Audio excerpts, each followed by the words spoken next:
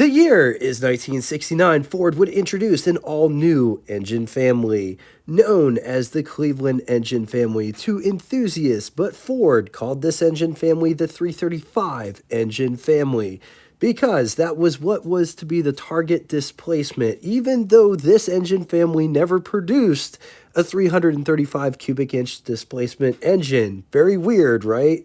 The 335 series was an overhead valve arrangement 90-degree bank angle V8 with bore spacing of 4.380 inches. The block design used a short skirt design, which was both longer and heavier than the Ford small block or Windsor engines. It also incorporated features from the big block Ford 385 series, like the canted valve layout and the valve arrangement. The 335 series used the thin wall castings. These engines use shallow poly-angle combustion chambers, which we'll get back to. There's more to talk about the combustion chambers. The cylinder heads are the piece de resistance with this engine. All variants were 2 valves per cylinder, intake and exhaust. They used large, free-flowing ports with poly-angle or canted valves, meaning the exhaust valves and the intake valves are at different angles. This allowed Ford to use larger valves, resulting in better flow or breathing. Also reduced port length, which minimalized sharp turns within the port. It's important to note that there are 2 different cylinder heads for this engine series, the 2-barrel carb version and the 4-barrel carb version.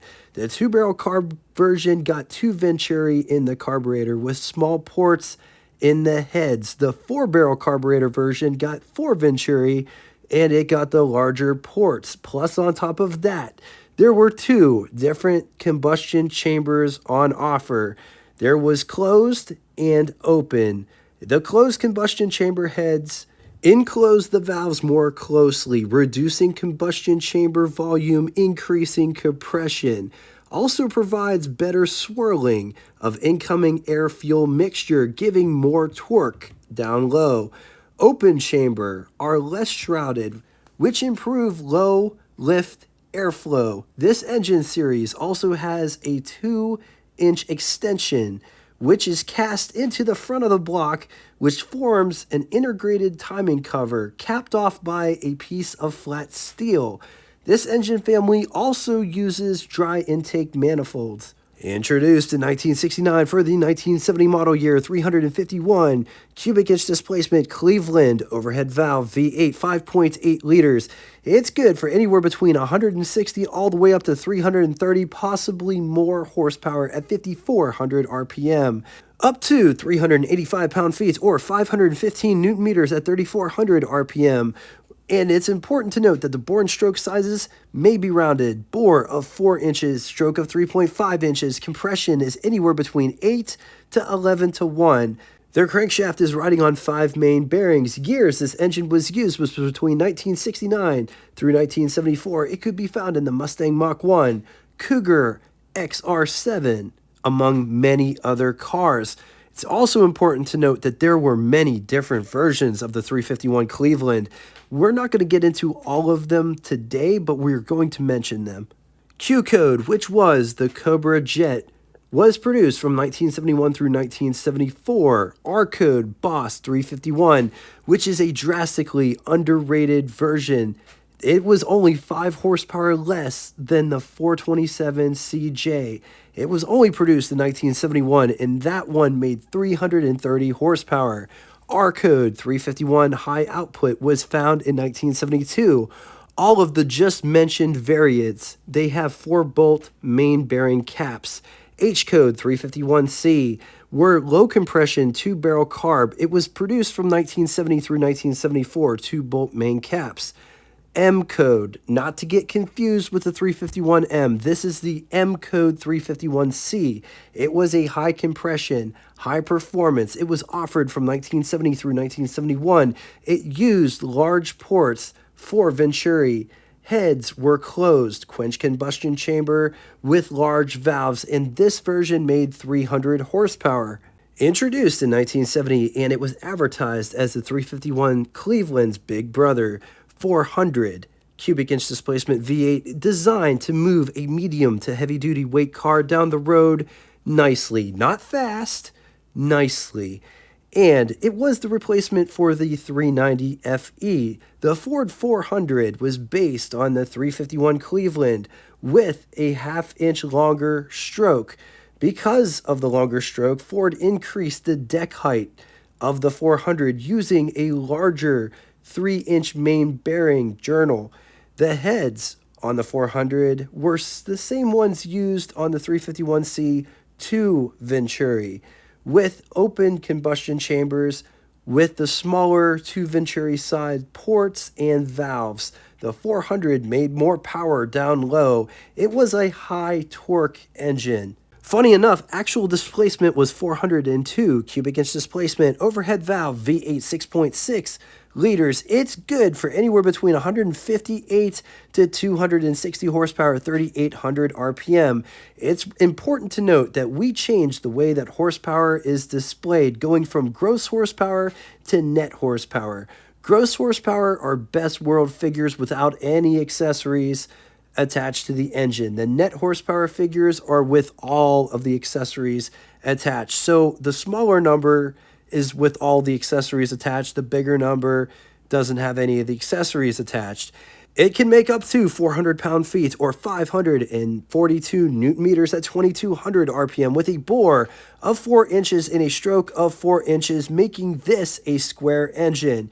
Compression is anywhere between 8 to 8.4 to 1, 5 main bearings. Years this engine was used was from 1970 through 1979 in passenger cars and up until 1982 in trucks. It could be found in the Lincoln Continental Mark V or the Ford Thunderbird or the Ford Torino, among many other cars. Ford, in my opinion, shot themselves in the foot in 1974 when they discontinued the 351C. They were still making the 351 Windsor, but they could not keep up with demand, so to fill the void, Ford would make an all-new 351 called the 351M.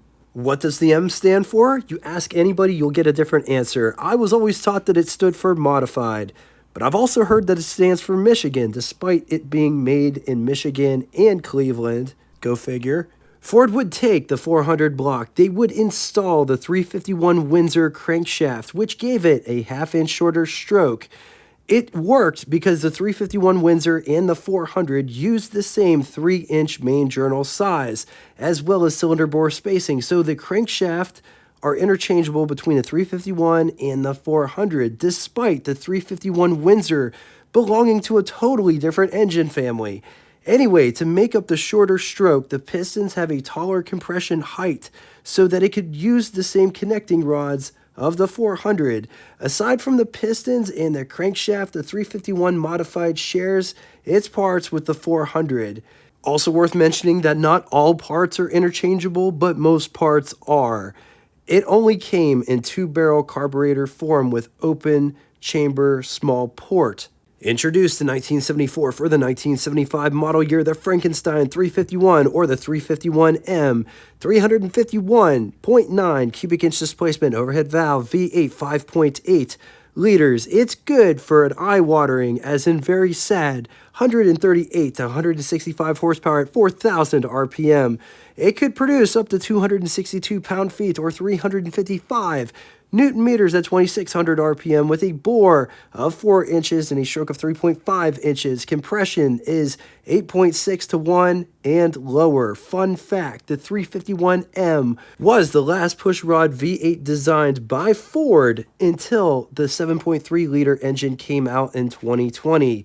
Years this engine was used was between 1974 through 1979 in passenger cars. 1982 was the last year it was used in trucks. Emissions would ultimately kill this engine family. It doesn't have a direct replacement. P.S. We are going to cover the Australian 335 series in another video. Alright, now it's time for Would You Rather 2 scenarios today. In the first scenario, would you rather have a 1979 Lincoln Mark V or 1975 Ford Thunderbird or 1978 Mercury XR7? I am going to leave this here for a minute. If you need more time, feel free, pause the video On to the second scenario. 1975 Ford F-150 or 1979 Ford F-150 or 1977 Ford F-150 or 1982 Ford F-150. I'm going to leave this here for a minute. If you need more time, feel free, pause the video.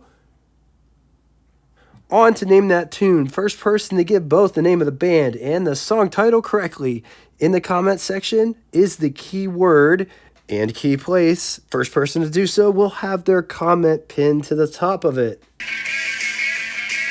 If you have an engine request that you would like to see featured on Engine Episode Wednesday, drop it in the comment section below.